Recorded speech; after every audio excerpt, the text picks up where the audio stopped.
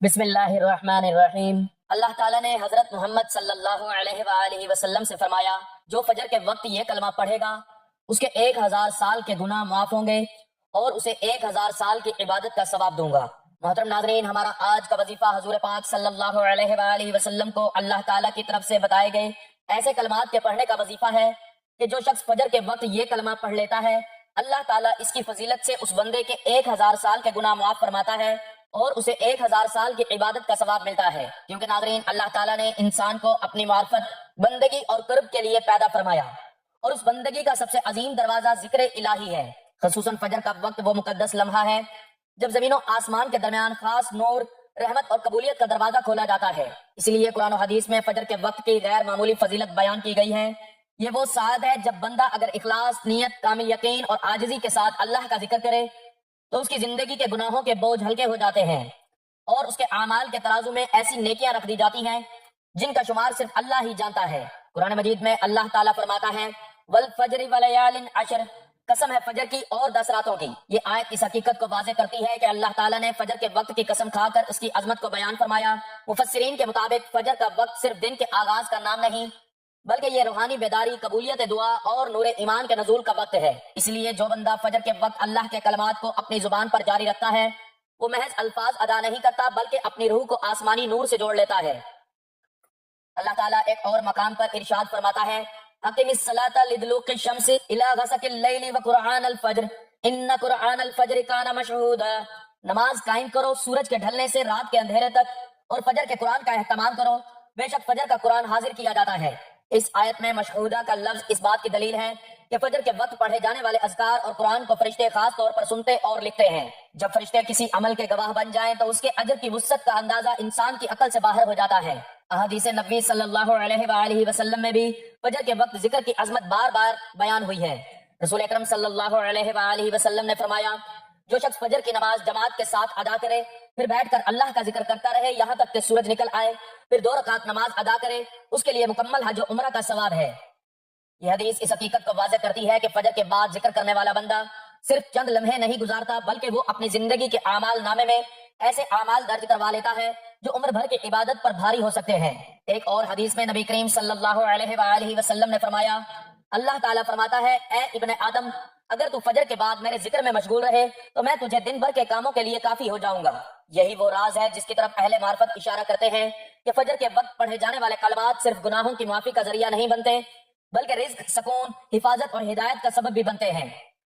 قرآن مجید میں ایک اور جگہ ارشاد ہوتا ہے، وَاذْكُرْ رَبَّكَ كَثِيرًا وَسَبِّحْ بِالْعَشِيِّ وَالْإِبْكَارِ، اور اپنے رب کا کثرت سے ذکر کرو، شام اور صبح اس کی تسبیح بیان کرو۔ یہ آیت واضح کرتی ہے کہ صبح کے وقت ذکر کرنا اللہ کی خاص سنت بندگی ہے۔ ابکار یعنی صبح کے ابتدائی لمحات، جن میں فجر کا وقت بھی شامل ہے، وہ گھڑیاں ہیں جب ذکر کا وزن کئی گنا بڑھا دیا جاتا ہے۔ رسول اللہ صلی اللہ علیہ وآلہ وسلم نے ذکر کی فضیلت بیان کرتے ہوئے فرمایا، جو شخص لا الہ الا اللہ پڑھتا ہے اس کے لیے جنت کے دروازے کھول دیے جاتے ہیں۔ ایک اور روایت میں ہے، سب سے افضل ذکر لا الہ الا اللہ ہے۔ جب یہ افضل ذکر فجر جیسے بابرکت وقت میں ادا کیا جائے تو اس کے اثرات صرف آخرت تک محدود نہیں رہتے بلکہ دنیا کی زندگی میں بھی نور، برکت اور ہدایت سے بھر جاتی ہے۔ قرآن میں اللہ تعالیٰ فرماتا ہے، الذین آمنوا وتطمئن قلوبهم بذکر اللہ الا بذکر اللہ تطمئن القلوب، جو ایمان لائے اور جن کے دل اللہ کے ذکر سے مطمئن ہو جاتے ہیں، سن لو اللہ کے ذکر ہی سے دلوں کو سکون ملتا ہے۔ یہی سکون وہ عظیم نعمت ہے جو فجر کے وقت ذکر کرنے والوں کو نصیب ہوتی ہے، اور یہی سکون گناہوں کی معافی، روح کی پاکیزگی اور اعمال کی قبولیت کی بنیاد ہے۔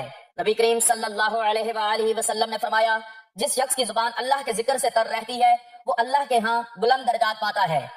یہ حدیث اس بات کی دلیل ہے کہ ذکر کا اجر صرف تعداد سے نہیں بلکہ وقت، اخلاص اور کیفیت سے بڑھتا ہے۔ فجر کے وقت پڑھے جانے والے کلمات اس لیے غیر معمولی اجر کے حامل ہوتے ہیں، اور اسی مفہوم کو اہل علم نے بیان کیا ہے کہ اللہ تعالیٰ اپنے بندوں کو بعض اوقات میں تھوڑے عمل پر بہت زیادہ اجر عطا فرماتا ہے۔ الغرض فجر کے وقت کسی بھی مسنون اور ثابت ذکر کو ایمان، یقین اور اخلاص کے ساتھ پڑھنا بندے کو ایسے انعامات کا مستحق بنا دیتا ہے کہ جس میں 1000 سال کے گناہوں کی معافی اور 1000 سال کی عبادت کا ثواب شامل ہے۔ اصل حقیقت یہ ہے کہ اللہ کی رحمت حساب و کتاب کی پابند نہیں، وہ چاہے تو ایک لمحے کے اخلاص پر برسوں کے گناہ معاف فرما دے اور تھوڑی سی عبادت پر بے شمار اجر عطا کر دے۔ تو ہم نے بتایا کہ ان کلمات کا عمل لازمی کرنا ہے اور وہ سارے نیک اعمال کرنے ہیں جن کی وجہ سے اللہ تعالیٰ بندے سے راضی ہو جاتا ہے۔ اور جب اللہ کسی بندے سے راضی ہو جائے تو وہ اس کا محبوب ہو جاتا ہے اور دنیا اس کے قدموں میں ہوتی ہے۔ تو آپ نے اللہ پر یقین کے ساتھ، اللہ پر بھروسے کے ساتھ، سچے دل کے ساتھ نیک اعمال کرنے ہیں، اللہ سے گناہوں کی توبہ کرنی ہے۔ آج کا جو عمل میں آپ کو بتانے جا رہا ہوں یہ وہ عمل ہے جو اللہ رب العزت نے خود حضرت محمد صلی اللہ علیہ وآلہ وسلم سے فرمایا کہ اس کو فجر کے وقت میں پڑھو، 1000 سال کی عبادت کا ثواب دوں گا اور 1000 سال کے گناہ معاف ہوں گے، اور جب وہ دوبارہ زندہ ہوگا تو اس کا چہرہ 14ویں رات کے چاند کی طرح چمک رہا ہوگا۔ یہ کتنی فضیلت والا کلمہ ہے۔ محترم ناظرین، یہ چھوٹا سا عمل آج ہم کر سکتے ہیں، کل ہمیں اس کا موقع نہیں ملے گا، اس لیے ویڈیو کو کاٹ کاٹ کر مت دیکھا کریں، ویڈیو کو مکمل دیکھا کریں اور اس کو اپنے دوستوں اور رشتہ داروں کے ساتھ ضرور شیئر کیا کریں، تاکہ ہماری اور آپ کی وجہ سے جو بھی اس پر عمل کریں گے ان کو بھی اس کا اجر ملے گا اور اس میں ہمارا بھی حصہ ہوگا اور یہ ہمارے لیے صدقہ جاریہ بن جائے گا۔ اس لیے آپ اس کو ضرور شیئر کیا کریں اور ویڈیو کو پورا دیکھا کریں تاکہ آپ عمل کو سمجھ سکیں اور اس کو صحیح طریقے سے ادا کر سکیں۔ اگر آپ ایسے ویڈیو کاٹ کاٹ کر دیکھیں گے تو آپ عمل صحیح طریقے سے نہیں کر سکیں گے، تو پھر آپ کو اس کا کوئی فائدہ بھی نہیں ہوگا۔ محترم ناظرین، اللہ رب العزت بہت رحیم اور کریم ذات ہے۔ اللہ تعالیٰ انسان کو اپنی طرف بلانے کے بہانے ڈھونڈتے ہیں کہ کسی طرح میرا بندہ میری طرف آ جائے، شیطان سے ہٹ کر میرے راستے پر آ جائے۔ اللہ رب العزت بے نیاز ذات ہے، وہ کسی کا محتاج نہیں ہے، نہ اس کو کسی کی ضرورت ہے، لیکن اس کی رحمت جو چاہتی ہے کہ انسان جہنم سے بچ کر جنت میں چلے جائے۔ زمین و آسمان کا مالک اللہ ہے، مشرق اور مغرب کا مالک اللہ ہے، سب کا مالک اللہ تبارک و تعالی ہے۔ بحر و بر، عرش و فرش، ذرہ اور پہاڑ، تنکا اور جنگلات، ہوائی، فضائی اور خاکی، نوری اور ناری، ساری کی ساری مخلوق اللہ کی نماز، تسبیح و ذکر بیان کرتی ہے۔ اللہ تعالیٰ اپنے بندوں سے کسی حال میں، کسی پل میں، کسی لمحے میں بھی غافل نہیں ہے۔ صرف بندے ہی نہیں بلکہ کائنات کا ذرہ ذرہ، چپا چپا اس کے سامنے ہے اور وہ اس کی حرکات و سکنات سے باخبر بھی ہے۔ رائی کے دانے کا 1000واں حصہ ہو، ایک تو رائی ویسے ہی چھوٹی ہوتی ہے، پھر اس کا بھی کوئی حصہ، اتنی چھوٹی بھی کوئی چیز ہے، پہاڑوں کے غاروں میں چھپا ہوا ہو، یا اس لمبی اور لامحدود فضا میں کہیں گم ہو، یا زمین کی ظلمتوں میں کہیں پڑا ہو، اللہ اس کو کھینچ کر باہر لانے کی طاقت رکھتا ہے اور اس کی نظر کائنات پر پوری طرح حاوی ہے۔ حدیث مبارکہ میں ہے، اللہ کی نظر ساری کائنات کو دیکھ رہی ہے۔ مثال کے طور پر ایک کالا پتھر ہے، پہاڑ بھی کالا ہے، پھر رات بھی کالی ہے، پھر اوپر جنگل چھا چکا ہے، پتے پڑے ہوئے ہیں، گھاس ہے، ہریالی ہے، کالا پہاڑ، کالا پتھر، کالی رات، پھر اوپر گھاس وغیرہ ہے، نیچے ایک چیونٹی جا رہی ہے۔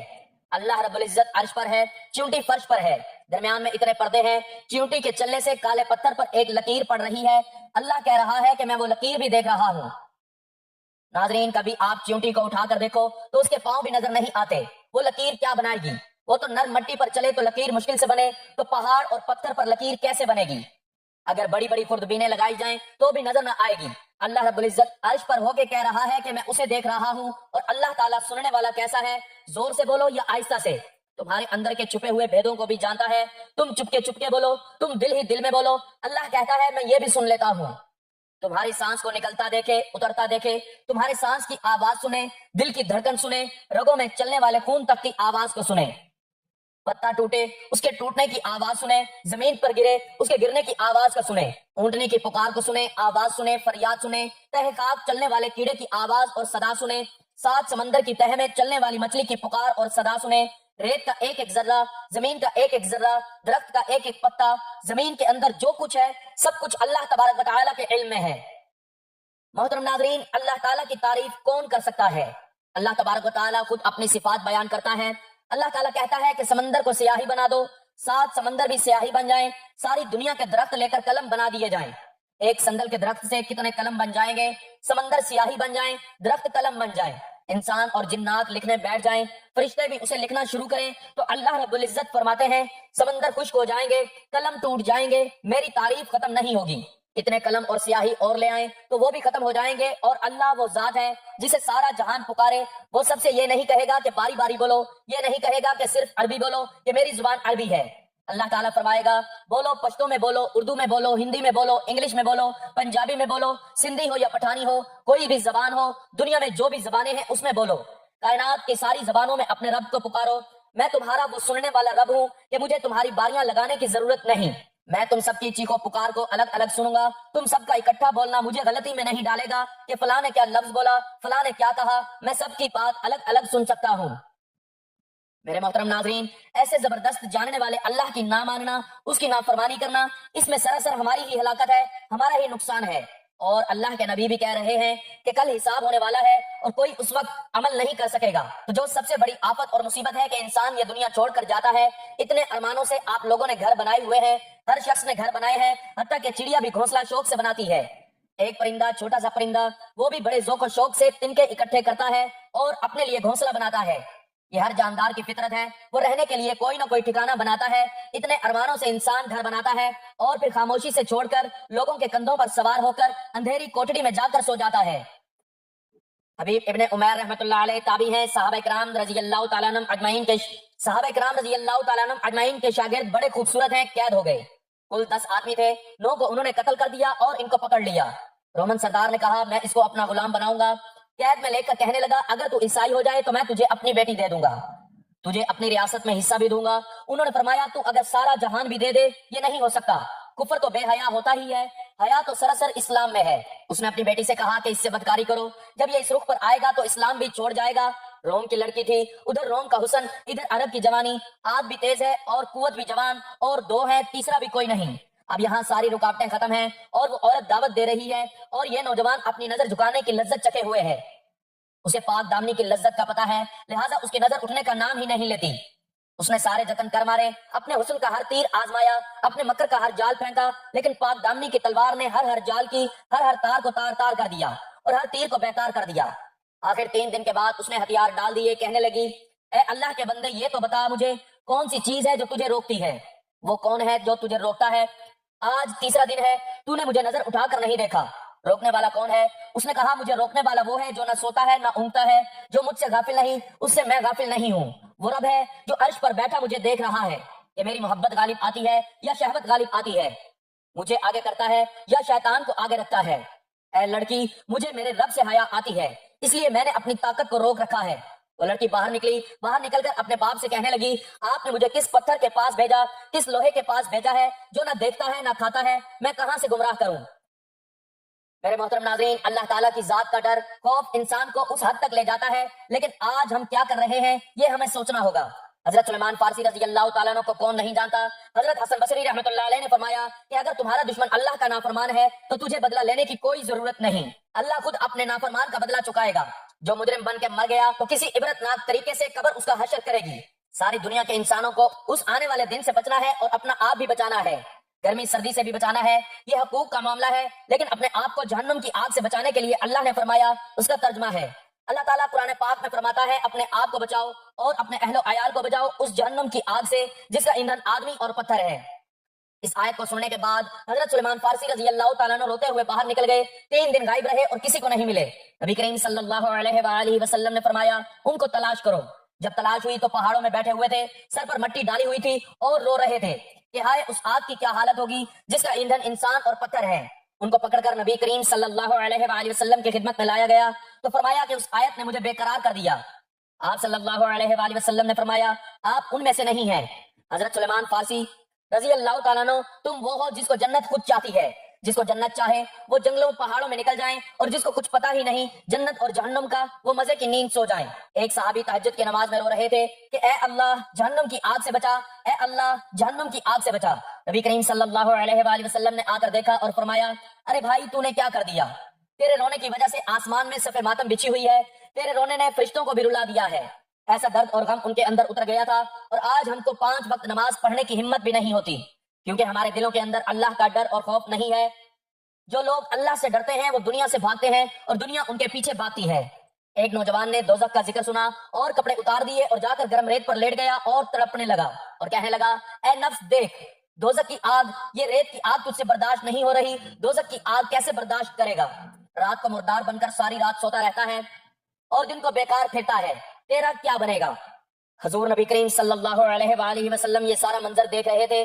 فرمایا ادھر آ تجھے خوشخبری سناؤں, تیرے لیے آسمان کے سارے دروازے کھول دیے گئے اور اللہ خوش ہو رہا ہے اور فرشتوں سے کہتا ہے کہ دیکھو میرا بندہ ایسا ہوتا ہے. ان کے دلوں میں اللہ کا اتنا ڈر اور اتنا خوف تھا کہ اللہ تعالیٰ خوش ہو کر فرشتوں سے فرما رہے ہیں کہ دیکھو میرا بندہ ایسا ہوتا ہے. اور آج ہم اللہ تعالیٰ کی کتنی نافرمانیاں کرتے ہیں.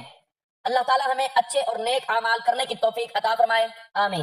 حضرت ابو درداء رضی اللہ تعالیٰ عنہ نے حضور اقدس صلی اللہ علیہ وآلہ وسلم کا یہ ارشاد نقل فرمایا ہے کہ کیا میں تمہیں بہترین عمل نہ بتاؤں جو تمہارے مالک کے ہاں بہت ہی پاکیزہ ہے، تمہارے درجات کو بہت ہی بلند کرنے والا ہے، تمہارے لیے سونا اور چاندی خرچ کرنے سے بھی بڑھ کر ہے، بلکہ اس جہاد سے بھی بڑھ کر ہے جس میں دشمنوں کے سر قلم کرو اور وہ تمہیں شہید کریں، وہ اللہ کا ذکر ہے۔ حضرت معاذ بن جبل رضی اللہ تعالیٰ عنہ فرماتے ہیں، اولاد آدم کا کوئی عمل ایسا نہیں جو اسے اللہ تعالیٰ کے عذاب سے نجات دلا سکے۔ اللہ تعالیٰ کا ارشاد ہے کہ اللہ کا ذکر سب سے بڑی چیز ہے۔ حضرت حسن بصری رحمۃ اللہ علیہ فرماتے ہیں، حضور نبی کریم صلی اللہ علیہ وآلہ وسلم سے پوچھا گیا کہ کون سا عمل افضل ہے؟ ارشاد فرمایا، مرتے دم تک ذکر اللہ کے ساتھ رطب اللسان رہنا۔ مالک بن دینار رحمۃ اللہ علیہ فرماتے ہیں، جو شخص مخلوق کی بجائے خالق کی یاد سے مانوس نہیں، اس کا عمل ناقص، دل اندھا اور عمر ضائع ہے۔ حضرت انس بن مالک رضی اللہ تعالیٰ عنہ حضور نبی کریم صلی اللہ علیہ وآلہ وسلم کا یہ ارشاد نقل کرتے ہیں کہ اللہ تعالیٰ کا ذکر ایمان کی علامت ہے اور نفاق سے برعکس ہے، شیطان کے مقابل بچاؤ کا قلعہ ہے اور دوزخ سے حفاظت کا سامان ہے۔ حضرت علی رضی اللہ تعالیٰ عنہ سے منقول ہے کہ ذکر دو ذکروں کے درمیان ہے اور اسلام دو تلواروں کے درمیان اور گناہ دو فرضوں کے درمیان۔ ذکر دو ذکروں کے اندر ہونے کا مطلب یہ ہے کہ بندہ اس وقت تک ذکر نہیں کر سکتا جب تک اللہ اپنی توفیق کے ذریعے اسے یاد نہ کرے کہ جب وہ اللہ تعالیٰ کا ذکر کرتا ہے تو اللہ تعالیٰ کی طرف سے مغفرت کی شکل میں اس کا ذکر ہوتا ہے۔ اور اسلام دو تلواروں کے درمیان ہونے کا مطلب یہ ہے کہ اسلام قبول کرنے سے پہلے بھی غافل کے ساتھ لڑائی اور قبول کے بعد مرتد ہو جائے تو بھی انجام قتل ہی ہے۔ اور گناہ دو فرضوں کے درمیان ہونے کا مطلب یہ ہے کہ پہلے تو گناہ نہ کرنا فرض تھا، کر لیا تو توبہ استغفار فرض ہو گیا۔ میرے محترم ناظرین، اللہ تعالیٰ نے ذکر میں اتنے بڑے بڑے فضائل رکھے ہیں، ذکر کرنے والوں کو کتنی خوشخبریاں دی ہیں۔ اللہ تعالیٰ ذکر کرنے والوں سے راضی ہوتا ہے، اور فجر کے وقت میں جو یہ کلمہ پڑھتا ہے جو میں آپ کو بتاؤں گا، اس کی وجہ سے اللہ تعالیٰ 1000 سال کی عبادت کا ثواب اور 1000 سال کے گناہ معاف فرمائے گا، اور مرنے کے بعد اس کا چہرہ 14ویں رات کے چاند کی طرح چمک رہا ہوگا انشاءاللہ، اور اللہ تعالیٰ اس کو صدیقوں میں شامل کرے گا۔ اتنی بڑی فضیلت ہے، اگر ہمارے ہزاروں سالوں کے گناہ معاف ہو جائیں، ہزاروں سال کی عبادت کا ثواب ایک کلمے کی وجہ سے مل جائے، اور پھر بھی اگر ہم اسے نہ پڑھیں تو یہ ہماری غفلت کی انتہا ہے۔ میرے محترم ناظرین، حضرت ابن عباس رضی اللہ تعالیٰ عنہ فرماتے ہیں، جب اللہ رب العزت نے حضرت یحییٰ بن زکریا علیہ الصلوۃ والسلام کو بنی اسرائیل کی طرف مبعوث فرمایا تو بنی اسرائیل کے لیے انہیں 5 باتوں کا حکم کرنے کی تاکید فرمائی، اور فرمایا کہ ان کی ہر بات کی مثال بھی سمجھائیں۔ آپ نے انہیں ارشاد فرمایا، نمبر 1، صرف اللہ تعالیٰ کی عبادت کرو، کسی کو اس کے ساتھ شریک مت بناؤ، اور اس کی مثال یوں بیان فرمائی کہ شرک کی مثال یوں سمجھو جیسے کسی نے اپنے ذاتی مال سے ایک غلام خریدا اور اپنی بندی سے اس کا نکاح کر کے رہنے کے لیے ایک گھر بھی دیا، اور تجارت کرنے کو مال دیا کہ منافع کما کر جو کچھ اپنی ضروریات سے بچ جائے وہ مالک کو ادا کرتا رہے۔ ادھر غلام نے یہ کیا کہ منافع میں سے ضروریات کے بعد جو کچھ بچا تھوڑا سا مالک کو دے کر باقی اس کے دشمن کو دیتا تھا۔ اب تم ہی بتاؤ کہ ایسے غلام کو کون اچھا کہے گا؟ دوسرا، آپ نے ان کو نماز کا حکم دیا، اور اس کی مثال یہ دی جیسے کہ کوئی شخص کسی بادشاہ کی ملاقات کے لیے اجازت حاصل کرے، لیکن شرفیابی حاصل ہونے پر جب بادشاہ اس کی طرف متوجہ ہو کہ اس کی حاجت کو معلوم کرے اور اس کو پورا کرے تو یہ خود کمال غفلت سے دائیں بائیں جھانکنا شروع کر دے، جس پر بادشاہ بھی منہ موڑ کر اس کی طرف سے بے نیاز ہو کر بیٹھتا ہے۔ نمبر 3، پھر آپ نے ان کو روزے کا حکم فرمایا اور ساتھ ہی یہ مثال سمجھائی کہ روزہ دار کی مثال اس شخص کی سی ہے جو ہتھیار لگا کر ڈھال تھام کر لڑائی کے لیے نکلتا ہے، جس کے بعد نہ تو دشمن اس تک پہنچ سکتا ہے اور نہ ہی اس کا کوئی ہتھیار اس پر کارگر ہو سکتا ہے۔ نمبر 4، پھر آپ نے ان کو صدقہ کا حکم دیا اور یہ مثال بیان فرمائی کہ جیسے کسی شخص کو دشمن قید کر لے اور یہ ایک خاص رقم کے عوض اس سے سودا کر کے پھر تھوڑا جو کچھ بھی کماتا ہے اسے ادا کرتا ہے حتیٰ کہ اپنے آپ کو آزاد کروا لے۔ 5ویں نمبر پر پھر آپ نے ان کو اللہ تعالیٰ کے ذکر کا حکم دیا، اس کی مثال یوں سمجھائی، ذکر کی مثال یوں سمجھو جیسے کسی قوم پر دشمن حملہ کرنے لگے تو وہ قلعے میں داخل ہو کر دروازہ بند کر لے اور قلعہ بند ہو کر دشمن سے اپنی جان بچائیں۔ پھر حضور نبی کریم صلی اللہ علیہ وآلہ وسلم نے ارشاد فرمایا کہ میں تمہیں ان 5 باتوں کا بھی حکم کرتا ہوں جن کا حکم اللہ تعالیٰ نے حضرت یحییٰ علیہ السلام کو فرمایا تھا۔ اس کے علاوہ 5 اور باتوں کا بھی حکم دیتا ہوں جو اللہ تعالیٰ نے مجھے ارشاد فرمائی۔ جماعت کا بہت ہی دھیان رکھنا، سننا اور اطاعت اختیار کرنا، یعنی حاکم وقت کا جائز امور میں کہا ماننا، ہجرت اور جہاد کرنا، اور جو شخص اہل جاہلیت کسی بولو پکار کرے گا وہ جہنم کا ایندھن ہوگا۔ حضرت عبداللہ بن عمیر رضی اللہ تعالیٰ عنہ فرماتے ہیں، جو شخص الحمدللہ کہتا ہے اس کے لیے آسمان کے دروازے کھل جاتے ہیں اور اللہ اکبر زمین و آسمان کے درمیان خلا کو بھر دیتا ہے، اور سبحان اللہ کا ثواب تو اتنا ہے کہ اللہ تعالیٰ کے سوا کسی کا علم اس کو پہنچ ہی نہیں سکتا۔ حدیث پاک میں ہے، جب بندہ مجھے اپنے دل میں یاد کرتا ہے میں بھی اس کو اسی طرح یاد کرتا ہوں، جب وہ تنہائی میں میرا ذکر کرتا ہے تو میں بھی تنہائی میں اس کا ذکر کرتا ہوں، جب وہ کسی مجلس میں مجھے یاد کرتا ہے تو میں اس سے کہیں بہتر اور اعلیٰ مجلس میں اسے یاد کرتا ہوں۔ نیز ارشاد فرمایا، جو شخص بستر پر لیٹا ہو اللہ تعالیٰ کا ذکر کرتے کرتے سو جاتا ہے، بیدار ہونے تک وہ ذکر ہی میں شمار ہوتا ہے۔ محترم ناظرین، اللہ تعالیٰ ہم کو بھی نیک اور اچھے کام کرنے اور اپنا ذکر کرنے کی توفیق عطا فرمائے۔ اب ہم چلتے ہیں آج کے اس کلمے کی طرف جس کے پڑھنے سے اللہ تعالیٰ 1000 سال کی عبادت کا ثواب عطا فرمائیں گے، 1000 سال کے گناہ معاف فرمائیں گے، اور وہ بندہ جب قبر سے نکلے گا تو اس کا چہرہ 14ویں رات کے چاند کی طرح چمک رہا ہوگا، اور اسے صدیقوں میں شامل کیا جائے گا۔ وہ کلمہ یہ ہے، لا الہ الا اللہ لا نعبد الا ایاہ مخلصین لہ الدین ولو کرہ الکافرون۔ اس کو آپ نے کس طرح پڑھنا ہے؟ اس کو پڑھنے کے لیے آپ نے سب سے پہلے نماز فجر ادا کر لینی ہے۔ نماز فجر ادا کرنے کے بعد وہیں جائے نماز پر بیٹھے بیٹھے بھی اس عمل کو کیا جا سکتا ہے، ورنہ بعد میں چلتے پھرتے اٹھتے بیٹھتے بھی فجر کے وقت ان کلمات کا ورد کر سکتے ہیں۔ اس کے لیے آپ نے سب سے پہلے 3 بار درود ابراہیمی پڑھنا ہے۔ ایک بار ثواب کی نیت سے میرے ساتھ بھی درود پاک پڑھ لیجئے۔ اللہم صلی علی محمد وعلی آل محمد کما صلیت علی ابراہیم وعلی آل ابراہیم انک حمید مجید۔ اللہم بارک علی محمد وعلی آل محمد کما بارکت علی ابراہیم وعلی آل ابراہیم انک حمید مجید۔ محترم ناظرین، 3 بار درود ابراہیمی پڑھنے کے بعد اعوذ باللہ من الشیطان الرجیم بسم اللہ الرحمن الرحیم پڑھ کر وظیفے کا آغاز کرنا ہے، کیونکہ تعوذ اور تسمیہ پڑھنے سے شیطانی اثرات، جادو جنات، نظر بد کے اثرات ختم ہو جاتے ہیں، اور بسم اللہ کا نام لے کر جو بھی کام شروع کیا جائے اس میں خیر ہوتی ہے، برکت اور سلامتی ہوتی ہے۔ تعوذ اور تسمیہ پڑھنے کے بعد آپ نے اس کلمے کو 100 بار پڑھنا ہے، لا الہ الا اللہ لا نعبد الا ایاہ مخلصین لہ الدین ولہ کرہ الکافرون۔ یہ کلمہ پڑھنے کے بعد آپ نے 3 بار درود ابراہیمی پڑھنا ہے۔ بس اس کو آپ نے روزانہ 100 مرتبہ فجر کے وقت پڑھنا ہے، اور اس کے اجر کے بارے میں آپ سن چکے ہیں کہ اللہ تعالیٰ اس کے پڑھنے سے آپ کے 1000 سال کے گناہ معاف فرمائیں گے، آپ کو 1000 سال کی عبادت کا ثواب ملے گا۔ اللہ تعالیٰ خود فرما رہے ہیں حضرت محمد صلی اللہ علیہ وآلہ وسلم سے، اور جب انسان قبر سے نکلے گا تو اس کا چہرہ 14ویں رات کے چاند کی طرح چمک رہا ہوگا، اور اس کو صدیقوں کی شان ملے گی۔ سبحان اللہ، اتنی بڑی شان اللہ نے اس کلمے کو دی ہے۔ اس لیے میرے ناظرین، آپ خود بھی اس کو پڑھیں، اپنے گھر والوں، اپنے رشتہ داروں کو بھی اس کے بارے میں آگاہ کریں، ویڈیو کو ان کے ساتھ شیئر کریں تاکہ جتنے لوگ اس کو پڑھیں ہم سب کے لیے یہ صدقہ جاریہ بن جائے اور اس کا اجر ہمیں بھی ملتا رہے۔ اللہ تعالیٰ ہمیں دین کی بات سننے سمجھنے اور اس پر عمل کرنے کی توفیق عطا فرمائے۔ اللہ تعالیٰ تمام بہن بھائیوں کی جائز حاجات کو پورا فرمائے۔ اللہ تعالیٰ میرا سنانا اور آپ کا سننا اپنی بارگاہ میں قبول و منظور فرمائے، آمین۔ آخر میں آپ سے گزارش ہے کہ اللہ رب العزت کے بابرکت اور پیارے ناموں میں سے ایک نام کمنٹ میں ضرور شیئر کریں۔ اللہ تعالیٰ ہم سب کا حامی و ناصر ہو، آمین، جزاک اللہ۔